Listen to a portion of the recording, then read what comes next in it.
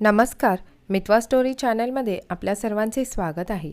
मागील भागात आपण पाहिलं, काल निखिलने बऱ्याच वेळा श्रावणीच्या डेस्कजवळ येऊन फेऱ्या मारल्यात आणि आज तो एकदाही तिच्याजवळ फिरकला देखील नाही. त्यालाही अदितीसोबत श्रावणीचा वाद झालेला आवडला नाही बहुतेक, की कारण काही दुसरं असावं. तर पाहू आता पुढे. श्रावणीला काम करत असताना काही अडचणी यायच्या, तेव्हा ती पूर्व आणि मीताची मदत घ्यायची. पण काल इतका आनंदात गेलेला दिवस तिला आज कुठेतरी त्रासदायक वाटत होता. निखिलमुळे तिचं काम बऱ्यापैकी हलकं झालेलं होतं, त्यामुळे ते काम तिला काही इतकं विशेष वाटलं नाही. पण आज मात्र आधीच ऑफिसचा फक्त दुसरा दिवस आणि त्यातच सकाळीच झालेला वाद, म्हणून श्रावणीचंही कामात काही लक्ष लागत नव्हतं. कदाचित त्यामुळेच काल सोपं वाटणारं काम आज जास्तच कठीण वाटत होतं. प्रोजेक्टवर काम करत असताना तिला सतत येणाऱ्या अडचणींमुळे, तसेच अदिती आणि निखिल या दोघांच्याही वागण्यामुळे श्रावणीची थोड्या प्रमाणात चिडचिडच व्हायला लागलेली होती. लंच टाईम होऊन गेला, तरीही निखिल अजूनही श्रावणीला कुठे दिसलाच नाही आणि तिला भेटायलासुद्धा आला नाही.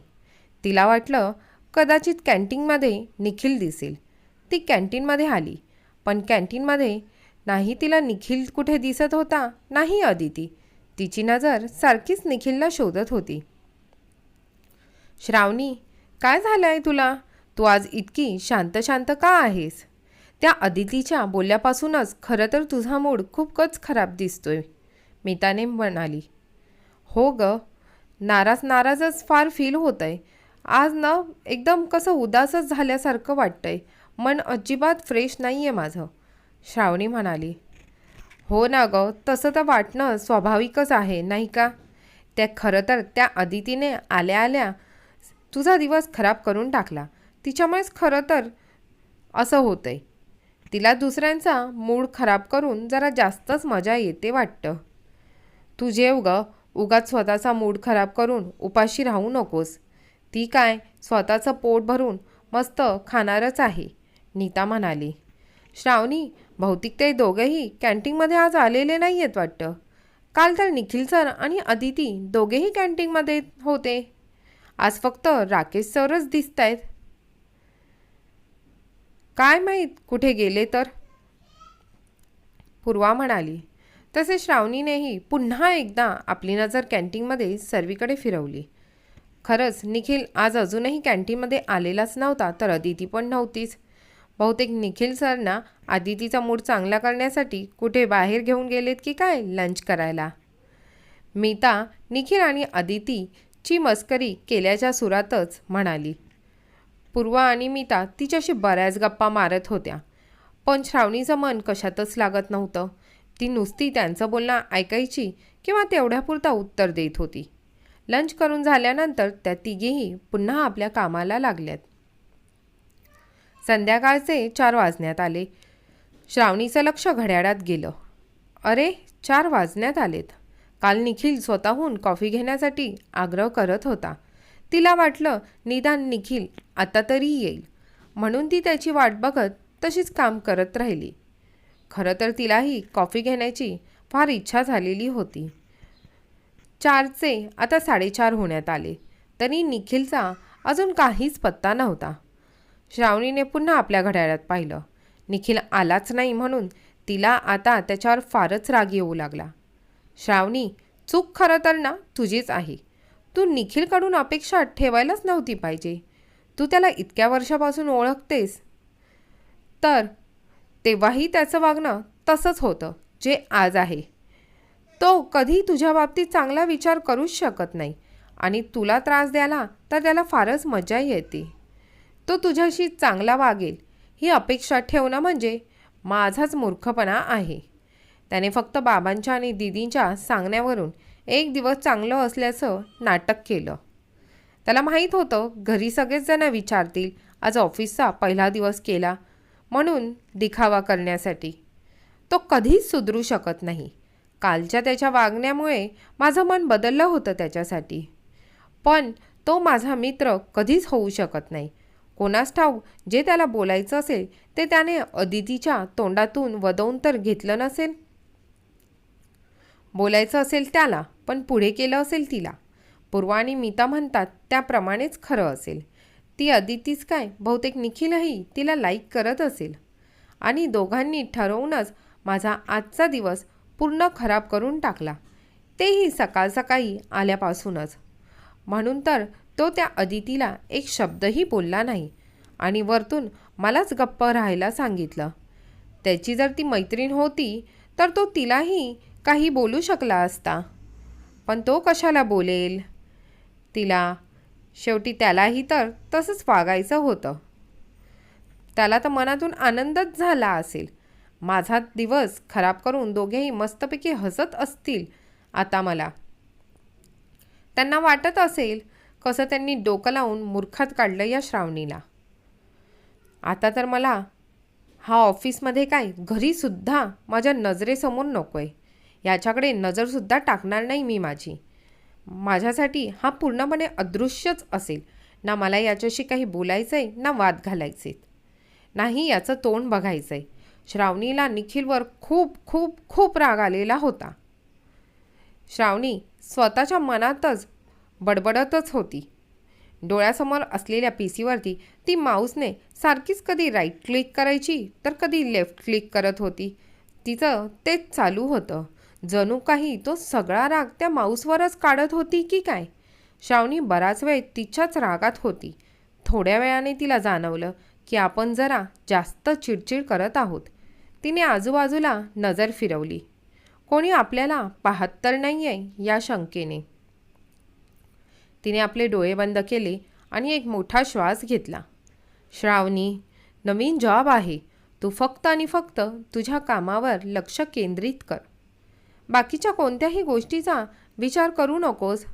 स्वतःच्याच मनाला समजावत श्रावणीने पुन्हा आपल्या कामावरती लक्ष केंद्रित केलं आणि निखिलचा विचार पुन्हा आपल्या डोक्यात येऊ द्यायचा नाही हे तिने आपल्या मनाशीच ठरवलेलं होतं. डोक्यातले सगळे विचार बाजूला ठेवून तिने जेव्हा पुन्हा कामावर लक्ष केंद्रित केलं तेव्हा त्या सगळ्या गोष्टी तिला आता हळूहळू समजू लागलेल्या होत्या. ऑफिस सुटायचं टायमिंग झालं. श्रावणी पूर्वा मीतासोबत ऑफिसमधून बाहेर निघाली. सहज बघता बघता तिला दुरूनच निखिल येत असल्याचे जाणवले.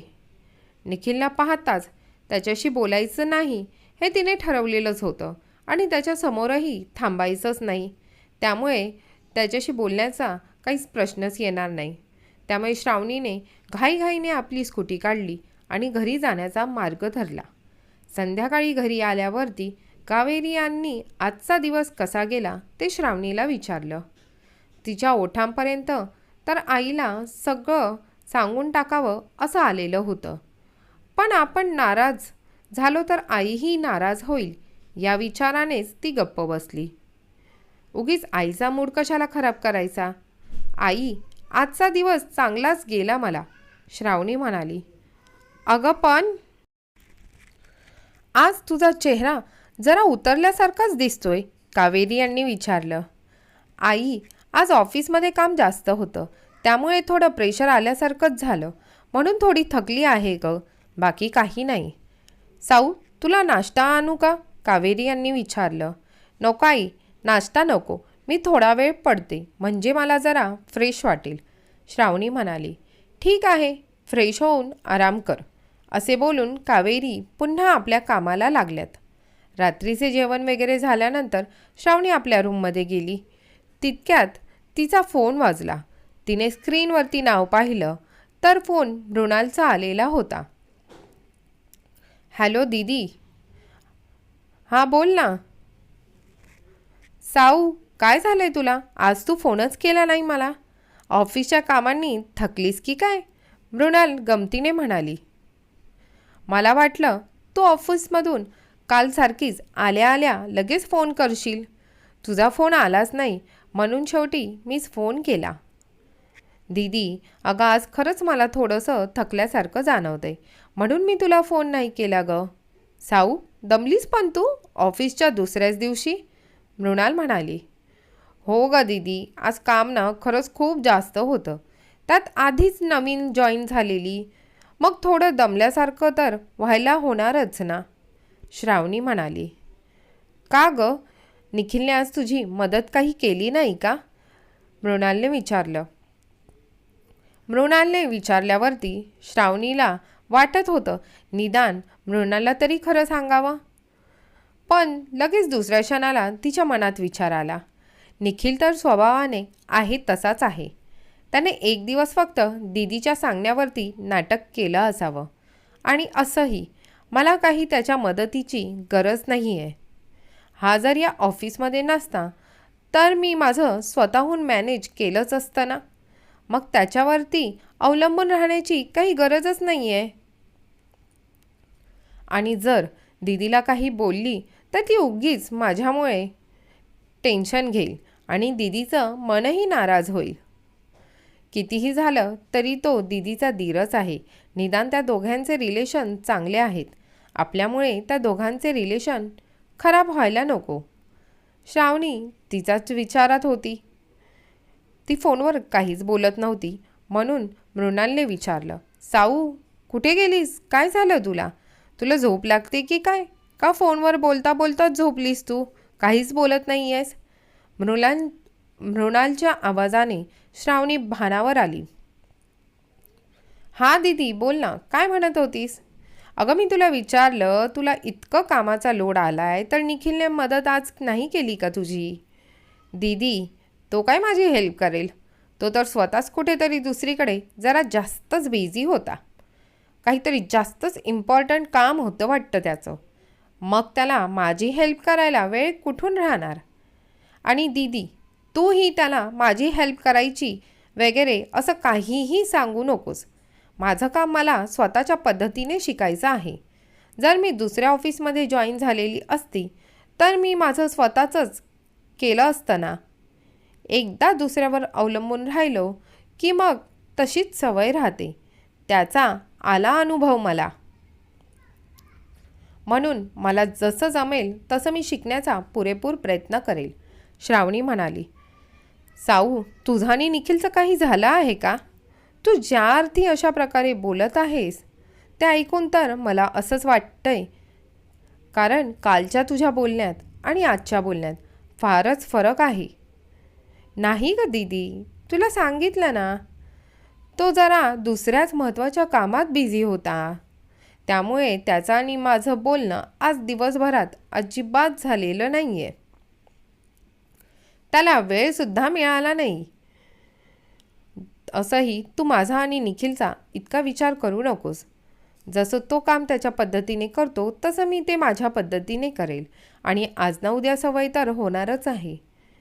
तितका विश्वास ठेव ना तू माझ्यावर. ठीक आहे साऊ, तुला जसं जमेल तसं तू कर. दोघींच्या बऱ्याच वेळाच्या गप्पानंतर दोघींनीही फोन ठेवला आणि श्रावणी झोपण्यासाठी आपल्या बेडवर पडली. पण इकडे मृणालला तिचा बोलण्यातला राग जाणवत होता. मला तर वाटतंय नक्कीच साऊचं आणि निखिलचं काहीतरी झालेलं असावं. काल ती किती खुश होऊन बोलत होती तर आज अगदी त्याच्या विरुद्धच होतं. पण ती नेहमी तिच्या मनात काही असेल ते सांगितल्याशिवाय राहतच नाही. नक्की खरंच साऊ थकलेली आहे की माझ्यापासून काहीतरी लपवते. उद्या पुन्हा तिला फोन करून मी नीट विचारून घेईल. मृणाल विचारातच होती की साहिल तिच्या जवळ आला. काय राणी सरकार, एवढ्या कसल्या विचारांमध्ये गुंग आहात तुम्ही? मी रूमच्या आतमध्ये आल्याचं सुद्धा तुला जाणवलं नाही. साहिलने आपले दोघे हात मृणालच्या खांद्यावर ठेवत म्हणाला. काही नाही, ते मी असंच जरा साऊचा विचार करत होते. ती आज कशी फोनवर बोलताना मला नाराजच वाटत होती. ती नेहमीच सगळ्या छोट्या मोठ्या गोष्टी मला सांगतच असते. असं कधीच होत नाही. किंवा एकदा नाही तर तिचा तो पाढा दिवसभर चालू असतो. पण मला आज असं वाटलं की ती काहीतरी लपवत आहे माझ्याकडनं. मनू, तुला इतकंच वाटत आहे तर तू उद्या जाऊन भेटून ये तिला. साहिल असे म्हणताच मृणाल लगेच खुश झाली. खरंच? खरंच जाऊ मी उद्या? मृणाल खूप एक्सायटेड होऊन म्हणाली. अगं हो, मग मी काही खोटं बोलतोय? असेही तुला कुठे लांबचा प्रवास करायचा आहे. तू तुझ्या ऑफिसमधून येताना डायरेक्ट तिकडे जा आणि मी तुला रात्री घ्यायला येईल. माहेरी जायला भेटणार म्हणून मृणाल फारच खुश झाली. तिने लगेच आनंदाने साहिलला मिठी मारली. बापरे, इतका आनंद झालाय आमच्या राणी सरकारांना माहेरी जाण्याचा की तू चक्क येऊन मिठीच मारलीस मला. माहेरी जाण्याचं नाव काढताच कशी चेहऱ्यावरती गुलाबी आली आहे तुझ्या. पण हो, लक्षात ठेवा, मी तुला लगेच रात्री घ्यायला येणार आहे, साहिल मृणालला चिडवत म्हणाला. तर पुढच्या भागात पाहू उद्याचा दिवस श्रावणी आणि निखिलसाठी कसा जाणार आहे.